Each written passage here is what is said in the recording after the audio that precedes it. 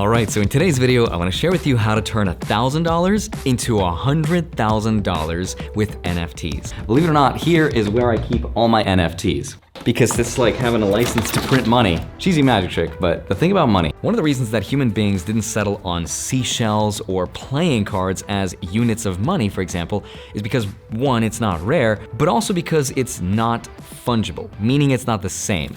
I can look at this playing card, for example, and say, well, I like this design better, and I like the color and shape, and I can twirl it better, and you know what? I'm gonna pay more money for this one than this one because I can. And that's why it doesn't make for good money, because it is not fungible. That's why NFTs are not fungible, because they're not the same and they're all unique. Now, I actually bought 3 NFTs, 3 non-fungible tokens that made me $100,000. But I'll be honest with you, I didn't buy all of them for $1,000 because I didn't know the information that I'm about to share with you in this video. Seriously, if you watch this video all the way through to the end, you'll be able to understand what NFTs are in a way that's never been explained before. I'm super excited, super proud of this video, so let's get right into it. Hi, my name is Andrei Jikh. Hope you're doing well. Come for the finance and stay for the story time. So a lot of people think that NFTs are investments, but investments are supposed to be productive assets, like stocks, for example, which represent companies, which are supposed to make products and goods and services to sell for a profit, which as shareholders, we're supposed to collect a % of that revenue from. That is a productive asset. That's an investment. But NFTs are not productive assets. They don't make anything. So here's how I like to think of NFTs that I think is so cool because I'm a nerd. Here's what it is. In 1899, economist Thorstein Bunde Veblen, he was Norwegian, published his Theory of the Leisure Class. And in it, he came up with this concept of conspicuous consumption. People were like, what? It was a crazy idea. It was crazy. But he noticed that the rich people at the time were buying things they didn't necessarily need, and they were spending a lot more money than they needed to. And he thought, why? And it was because they wanted to virtue signal to society that they were rich and that they were successful.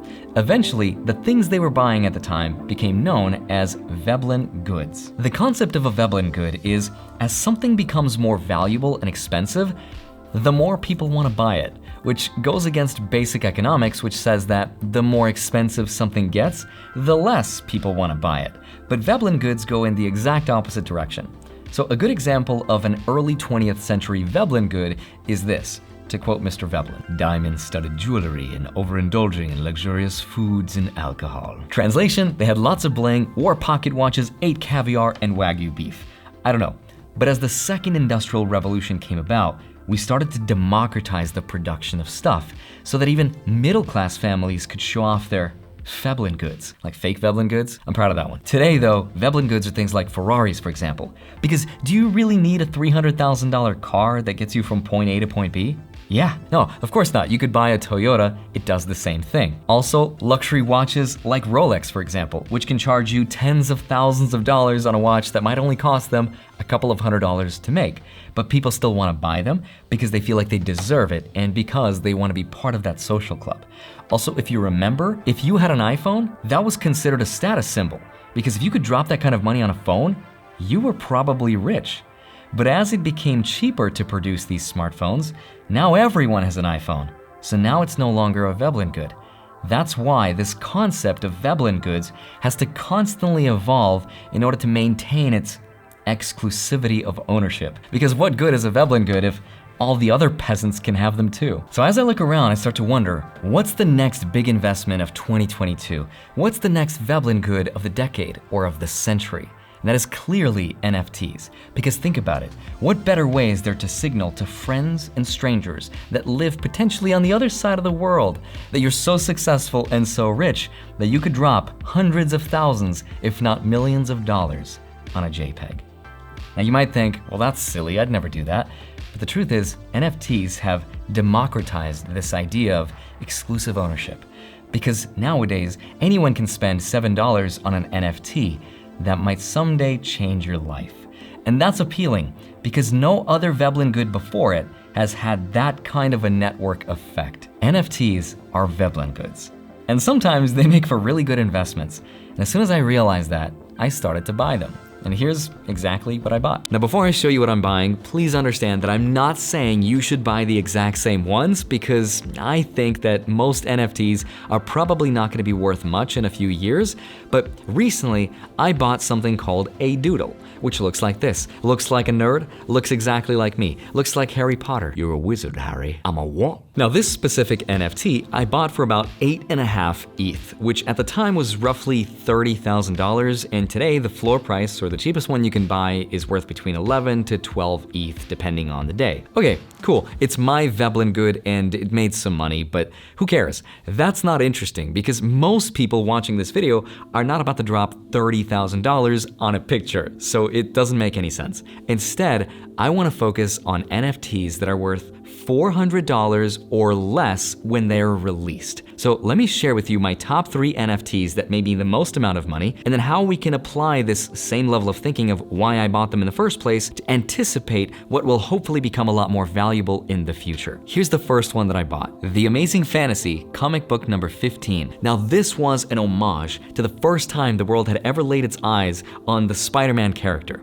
And when this comic book was released, there were 5 different cover variants. There was the common, uncommon, rare, ultra rare, and secret rare editions. And if you bought one and you were lucky enough to get the secret rare edition, then you would have had the rarest of all of them, and you would have owned one of 3 Holy Grail trilogy comic books on the Veve app. Surprisingly, they priced all of them at the same price of $6.99. So anyone could have bought it. But get this, the physical copy, like the real comic book, last sold for a record sale of $3.6 million. Wow. The point is that fans of the Spider-Man comic book series will pay an incredible amount of money to own the digital equivalent of their favorite comic book. And unlike the physical comic book, you can actually read this one inside the app. And I think it's really cool. I bought mine for $5,750, which sounds insane. Like, why would you do that, Andrei? But today, the floor price, or the cheapest you can get one for, is $16,000. That is an incredible 178% return on my money. But get this, if you bought at the retail price of $6.99, then you would have made 228,000% on your money. And it's crazy because there's not that many investments I can think of off the top of my head that would have given you that kind of a return when you consider the fact that the stock market gives you anywhere between 7 to 10% per year. So far we've spent a hypothetical $7 and we've made $16,000.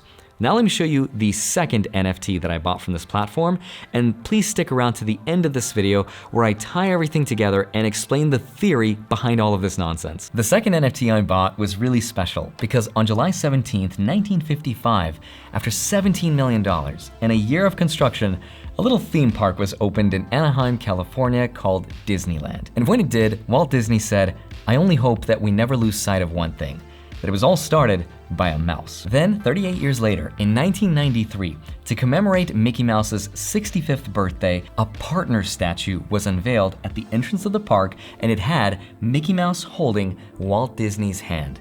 And this was the last Golden Moments NFT from Disney that was released, and as soon as I saw it, I was like, I'm ready to buy it.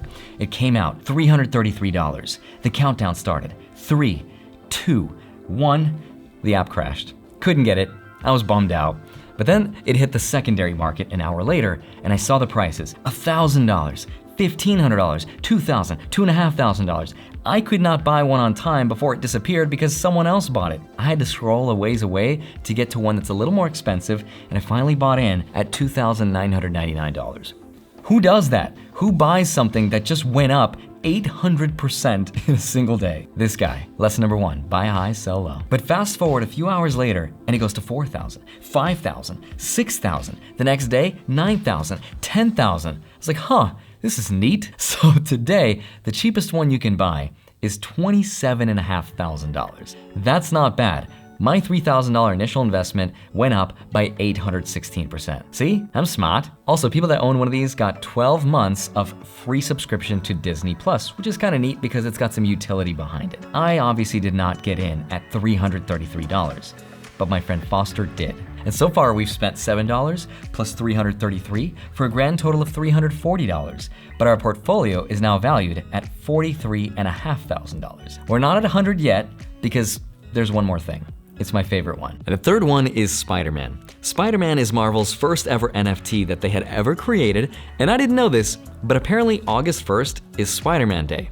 Fun fact, that was when the creator, Stan Lee, revealed Spider-Man to the whole world in his Amazing Fantasy comic book number 15 on August 10th, 1962. The date was 0862. There's a foreshadowing in there somewhere. And on August 7th, 2021, when he was first released by Veve, he was, up to that point, the most expensive NFT they had ever released at $400, which is a lot of money, but still relatively affordable when you compare it to all the other stuff out there. Of course, I didn't buy mine for $400 because I missed out, as you do. So instead, I bought mine on October 27th, my dad's birthday, for $11,800, which is insane. But his serial number was 0862. August 1962, the closest date you can get to in terms of when he was created. You can't get 1962 because there was only 1,000 of him ever made. I even made a video about it on November 1st. If you had watched it, you might have seen how excited I was. Now, it could be worthless tomorrow, or it could go to $1 million. Considering that this pet rock NFT sold for $1 million, I'd say I have a chance. But now let's see how much that Spider-Man is worth today. Because today, the cheapest Spider-Man is listed for $68,000. That's insane, and you can see how quickly it ascends to $100,000. There's not that many between those two. So my friend Foster, across all three of the NFTs we talked about in this video, spent a grand total of $740. It's not quite 1,000, I rounded up for the YouTube title because 1,000 sounds cooler than 740, but today, that portfolio is worth roughly $111,500. Now, I did not buy it all for $740. My initial investment value was $20,500, but that is still an incredible 443.9% return on my money, which is more than what Bitcoin did in 2021, and it's more than what Ethereum did in 2021. So now that you've made it this far, let me wrap everything up and make sense of how we can use everything we've learned to try to make some money with this stuff, because the question for me has always been, how do you know which ones to buy? I kind of had a hard time making this video because as much as I love to tell stories, I also like to back them up with actual data and numbers, and I don't feel like I did a good job in this video because NFTs are new, and I can't give you data that doesn't exist yet. So here's the best I've got. I hope this helps if you ever decide to get into this crazy world of NFTs. So think of NFTs like individual corporations with their own individual market caps. The greater the market cap, the more social awareness that project has, and the more valuable it can someday become. Because ultimately, what NFTs are is an invitation to an exclusive party. And the higher the market cap, the more awareness around the world that there's a party going on. And the fewer invitations your party has, the more valuable they can become quicker, because it increases the odds that someday a really wealthy person could stop by at your party and pay you a ridiculous amount of money to come to it. Now, Veve has the third largest market cap of any NFT project. And that's a lot of people that know about that party. But I think in just a couple weeks, a lot more people will know about this party. Now, some projects in the NFT space tend to rely on tweets from celebrities and CEOs to keep them relevant. And I can't predict if that's gonna continue to happen. But I can predict, reasonably, that a company like Disney, which has a market cap of $276 billion, will continue to grow regardless of what celebrity is tweeting and promoting them, because their IP has already withstood the test of time. I can also reasonably predict that there will always be millions of raging fans who are ready to spend a lot of money to come to an exclusive Spider-Man party, and there's not a lot of invites to that. And my favorite part is that it doesn't matter what your social or economic status is, because if you want to hang out with millionaires and drop 100 grand on an invitation you think will someday be worth millions, you can do that. But if you want to drop $7 on an invitation you think will be worth tens of thousands of dollars, you can do that too. Because at the end of the day, what I like most about Veve's NFTs is they're not reinventing the wheel. They're just buying invites to parties that billions of people around the world already know exist. And that's pretty cool, because that can change someone's life.